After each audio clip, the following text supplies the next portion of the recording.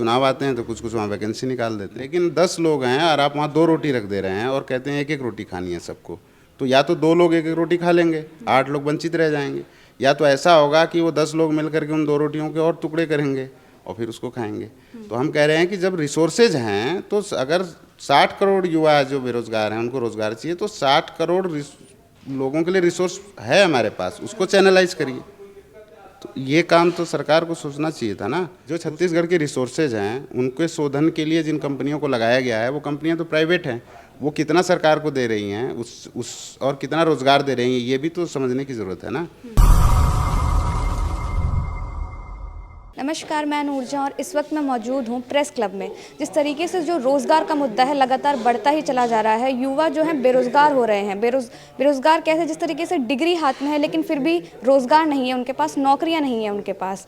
आज एक press conference थी संयुक्त रोज़गार आंदोलन समिति की तरफ से। हमारे साथ एक शख्स मौजूद हैं उन्हीं के, तो वो रोज़गार का मुद्दा जो लगातार उठा रहे हैं, इसके पीछे क्या साजिश है, मतलब क्या कह सकते हो कि 2 करोड़ रोज़गार की बात जो है नरेंद्र मोदी करते हैं कि प्रतिवर्ष देंगे वो, लेकिन फिर भी जो युवा हैं बेरोज़गार हैं। क्या लग रहा है, मतलब रोज़गार के पीछे क्या है?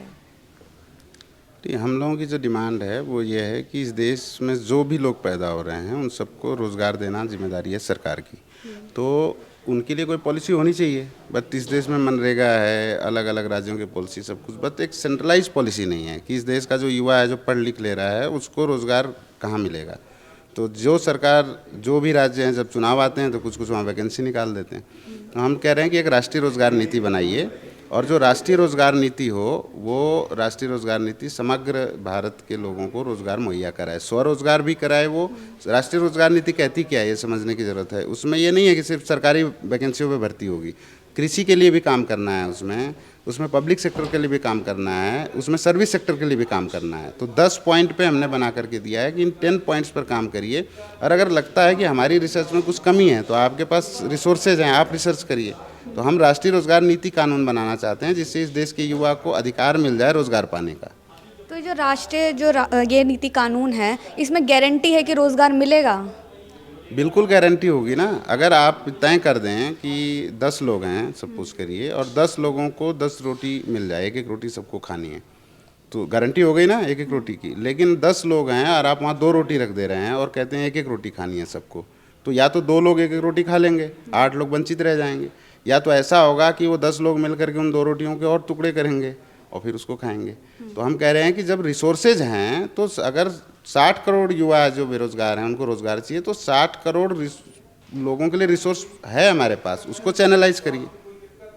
तो एक जनसंख्या का भी एक कारण हो सकता है बेरोजगारी, क्योंकि जिस तरीके से जनसंख्या बढ़ रही है उतनी नौकरियां नहीं हैं। मतलब सरकार कहाँ से देगी नौकरी अगर जनसंख्या इतनी बढ़ती चली जाएगी? तो ये काम तो सरकार को सोचना चाहिए था ना। दूसरी बात क्या है, जैसे हम जनसंख्या के मसले पे बहुत स्पष्ट हैं, पूरी तमाम दुनिया भर की रिसर्च आप देखिए, जनसंख्या कभी भी किसी के जो लोगों को आम जनजीवन को जो प्रतिदिन जो चाहिए होता है उसमें कभी बाधक नहीं हुई है। और इस देश में रिसोर्सेज की कमी नहीं है। आप छत्तीसगढ़ में देखिए, खदानें हैं, उनका सुनियोजित तरीके से क्रियान्वयन नहीं होता। छत्तीसगढ़ की जो खदानें हैं उसमें आप जाकर के देखेंगे तो उड़ीसा से मजदूर आके काम कर रहे हैं।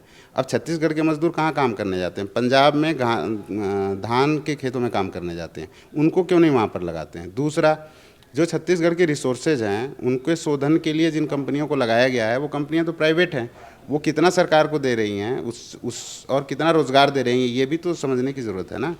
झारखंड में भी ऐसा ही है, बिहार में भी ऐसा ही है। तो जो रिसोर्सेज हैं, नेचुरल रिसोर्सेज हैं, उसको सही तरीके से अगर क्रियान्वित किया जाए तो रोज़गार ज़्यादा उपलब्ध हो सकता है। सिर्फ 60 लाख सरकारी भर्तियों को कर दीजिए, उसके बाद में स्वरोजगार पर थोड़ा फोकस करिए, उसके बाद कृषि पर फोकस करिए, जो ऐसे call centre, service sector, gig economy के जो क्षेत्र हैं उस पर फोकस करिए। तो अगर इन तीनों सेक्टर को सही से करेंगे तो सबको रोज़गार मिल जाएगा, फिर जनसंख्या कहाँ कारण बनेगी। दूसरी बात, जनसंख्या की जब हम बात करते हैं तो आज आप एट प्रेजेंट की बात कर रहे हैं, उसमें जन्म दर और मृत्यु दर को भी आपको देखना चाहिए। आज जो जनसंख्या है वो 10 साल बाद नहीं होगी, बढ़ी हुई होगी। लेकिन अगर हम जन्म और मृत्यु दर को नहीं देखेंगे, हम आज के परिप्रेक्ष्य में बात कर रहे हैं। आज पहले सबको दे दो एक बार, उसके बाद देखो ना, उम्र तो बढ़ती जा रही है ना, रिटायर भी तो होगा आदमी। 200 साल थोड़ी किसी को नौकरी करनी है कि आज 60 करोड़ लोग हैं वो 200 साल नौकरी करेंगे, 60 करोड़ से 70 करोड़ हो जाएंगे तो रिसोर्स भी तो बढ़ेंगे ना। तो ये सब चीज़ें सरकार को सोचने की है कि उसे सोच करके ठीक तरीके से उसको बनाना आप प्रदर्शन कर रहे हैं 19 तारीख को, मतलब कहाँ कहाँ से लोग आ रहे हैं और कितने लोग आ रहे हैं? दिल्ली में जो हम लोग 19 दिसंबर से रोजगार आंदोलन के तहत अनिश्चितकालीन अनशन कर रहे हैं, उसमें देश के हर कोने से छात्र, युवा, मजदूर, किसान, महिला और जो अभी जो किसान आंदोलन के जितने भी संगठन थे वो सब भी आ रहे हैं। उसमें आप अगर देखें तो दिल्ली से तो लोग आ ही रहे हैं, Haryana, Punjab, Jammu Kashmir, Chhattisgarh, Bihar, Madhya Pradesh, Maharashtra, Uttar Pradesh, north east India के सभी स्टेट, आसाम, मणिपुर, अरुणाचल प्रदेश तक से लोग आ रहे हैं, तमिलनाडु, तेलंगाना, केरला, आंध्रा, यहाँ से भी लोग आ रहे हैं। लगभग गुजरात से कितनी भी संख्या होगी? लगभग 5,000 लोग होंगे। 5,000 अभी तक हमारी जो बातचीत चल रही है उसमें सारे संगठनों से मिलाकर के 5,000 लोग दिल्ली पहुंच रहे हैं, और उसमें दिल्ली की संख्या जब जुड़ेगी तो वो संख्या और बढ़ेगी। और अगर सारी चीज़ें ठीक रही, प्रशासन ने हमें अनुमति दी, और तो हो सकता है कि अगले दिन वो संख्या डबल ट्रिपल भी हो सकती है। तो मतलब आगे भी ऐसे रोजगार को लेकर आप प्रदर्शन करेंगे?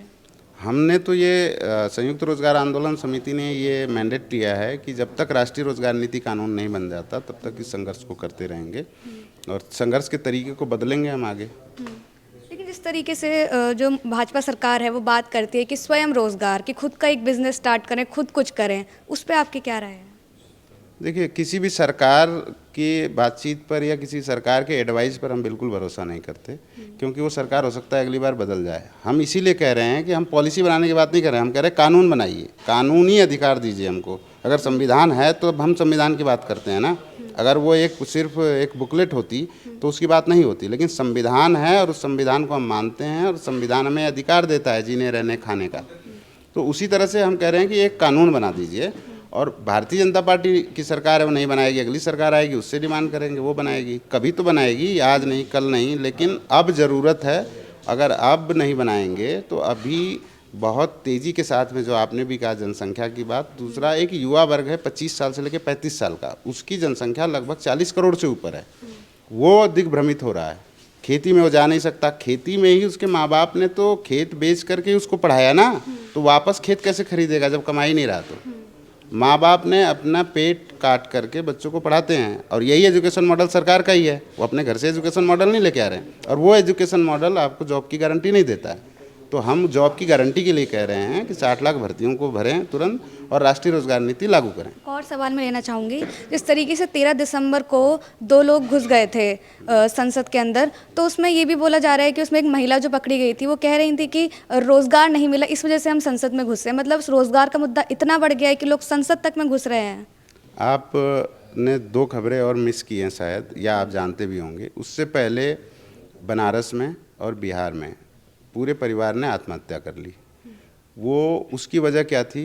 वो भी रोज़गार की बात थी। उनके पास पैसा नहीं था, इलाज के लिए पैसा नहीं था, एक के पास लोन बहुत ज़्यादा हो गया था। तो ये तो छिटपुट घटनाएं हैं जो आप देख रहे हैं। हम कह रहे हैं कि जो संसद में घुस करके इस तरह से कृत्य करना, वो तो आपराधिक कृत्य है, ये कहीं से भी कोई इसको अप्रिशिएट नहीं कर सकता, तो वो तो बहुत निंदनीय कार्य है। लेकिन ऐसी नौबत आ क्यों रही है कि लोग आत्महत्याएँ कर रहे हैं? पहले हम किसानों की सुनते थे, किसान आज भी आत्महत्या कर रहे हैं, उसको दबा देते हैं। आज अब युवा जो परेशान होकर के गलत कृत्य में लग रहा है, अब उसको कह रहे हैं कि भाई उन्होंने इस वजह से किया, तो तरीका गलत है, लेकिन डिमांड गलत कहाँ है उनकी?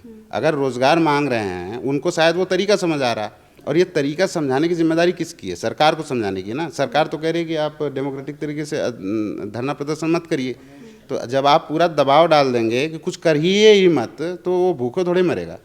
तो उन्होंने तरीका गलत अपनाया, हम तो उसको बिल्कुल ही उसकी निंदा करते हैं। हम डेमोक्रेटिक तरीके से, शांतिपूर्ण तरीके से प्रदर्शन करेंगे। पहले भी हमने किया है शांतिपूर्ण तरीके से, अब भी हम करेंगे, और वो इस देश में अलाउड है, भारत में वो अलाउड है। हमें संविधान ने वो अधिकार दिया है, कोई सरकार आ जाए, कोई प्रशासन उसको रोक नहीं सकता। बहुत बहुत शुक्रिया।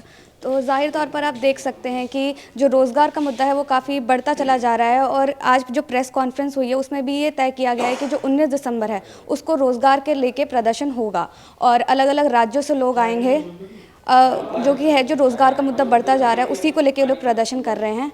बाकी आगे की जानकारी आपको हम देते रहेंगे इसी तरह। धन्यवाद।